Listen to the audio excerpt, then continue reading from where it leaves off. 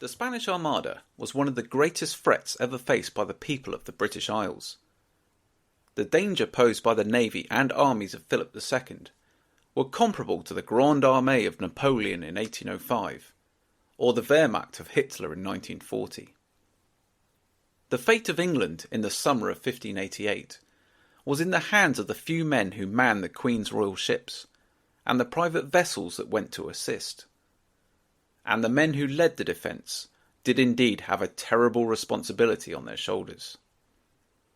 According to Juan Bentivoglu, an Italian who saw the Spanish Armada leave for England, you could hardly see the sea. The Spanish fleet was stretched out in the form of a half moon, with an immense distance between its extremities. The masts and rigging, the towering sterns and prows, which in height and number were so great that they dominated the whole naval concourse, caused horror mixed with wonder, and gave rise to doubt whether that campaign was at sea or on land, and whether one or the other element was the more splendid. It came on with a steady and deliberate movement, yet when it drew near in full sail, it seemed almost that the waves groaned under its weight, and the winds were made to obey it. John Hawkins, aboard the Victory, wrote in haste and bad weather to the Queen's Council, "Now this fleet, the Spanish Armada, is here, and must be waited upon with all our force, which is little enough. There should be an infinite quantity of powder and shot provided, and continually sent abroad, without the which great hazard may grow to our country, for this is the greatest and strongest combination, to my understanding, that was ever gathered in Christendom." The fleet commander, Lord Howard of Effingham, wrote to the council soon after sighting the Spanish, "Sir, I will not trouble you with any long letter. We are at this present otherwise occupied than with writing. Upon Friday at Plymouth, I received intelligence that there were a great number of ships described off of the Lizard, whereupon, although the wind was very scant, we first warped out of the harbour that night, and upon Saturday turned out very hardly, the wind being at southwest, and about 3 of the clock in the afternoon described the Spanish fleet, and did what we could to work for the wind, which by this morning we had recovered, describing their fleet to consist of 120 sail, whereof there are 4 great galleasses, and many ships of great burden. At 9 of the clock we gave them fight, which continued until 1. In this fight we made some of them bear room to stop their leaks. Notwithstanding, we durst not venture to put in among them, their fleet being so strong. But there shall be nothing even neglected or unhazarded that may work their overthrow." After the actions near the Isle of Wight, the fireships of Calais, and the running battle of Gravelines, Lord Howard wrote on board his flagship the Ark Royal, in haste and much occupied. He must have allowed himself a deep sigh of relief as the Spanish continued to sail north. He continued, "Some made little account of the Spanish force by sea, but I do warrant you, all the world never saw such a force as theirs was." On the 20th of August, even the great scourge of the Spanish, Sir Francis Drake, was uncertain that the threat had been removed. From his ship, the Revenge, he wrote to the Privy Council, "The Prince of Parma, I take him to be as a bear robbed of her whelps, and no doubt, being so great a soldier as he is, that he will presently, if he may, undertake some great matter.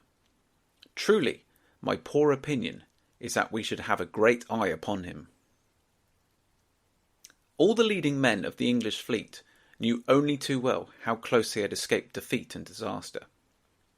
With the Spanish sailing further into the North Sea, it was by no means certain that the peril had passed. The Spanish could still possibly come about given the right wind conditions, or even perhaps worse, land in Scotland or Ireland. The English fleet knew they hadn't destroyed the Spanish, but merely deflected it. They also knew that they were the only real defence England could present, a defence which only received the most rudimentary and parsimonious supplies, and had just run out of powder and shot. Even though the English believed, wrongly as maritime archaeology was to prove, that the Spanish had also run out of shot, they knew that the Spanish would still hold the advantage. With their ships full of infantry, skilled in hand-to-hand fighting, the Spanish would be able to overcome the English, given the chance to grapple their ships. England was still poised on a knife edge, and all the English fleet could do, in the words of her commander, were to set on a brag countenance and give chase as though we wanted nothing, until we had cleared our coast and some part of Scotland with them. Another famous mariner, Sir Walter Raleigh, summed up neatly the threat the Spanish posed.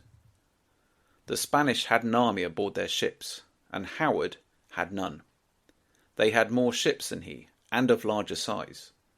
Had he entangled himself with those great and powerful ships, he would have greatly endangered England. Ortiz Muno, in his book The Glorious Spanish Empire, summed up the Spanish Armada thus: "The greatest armada the world had seen was prepared. It was called Invincible. One fine day in June 1588, it unfurled its sails before the wind in Lisbon harbour. There were 10 squadrons with a total of 130 sails, galleons, ships of the line, galleys, caravels, tenders and cutters. In command of the fleet was the Duke of Medina Sidonia, a loyal man of proud lineage and great wealth, but in no wise versed in naval science. Aboard the fleet sailed 7 army regiments, numbering 19,000 men, and a further 8,000 sailors and 2,000 oarsmen. It was the posthumous achievement of the genius of the Marquis of Santa Cruz, almost a floating city, with all its services marvellously arrayed. The ships built in Antwerp by Farnese were to join this armada, and a part of the seasoned regiments of Flanders, numbering another 26,000 men, were to join this army. The 10 squadrons of the Empire advanced upon the Atlantic with crushing impetus."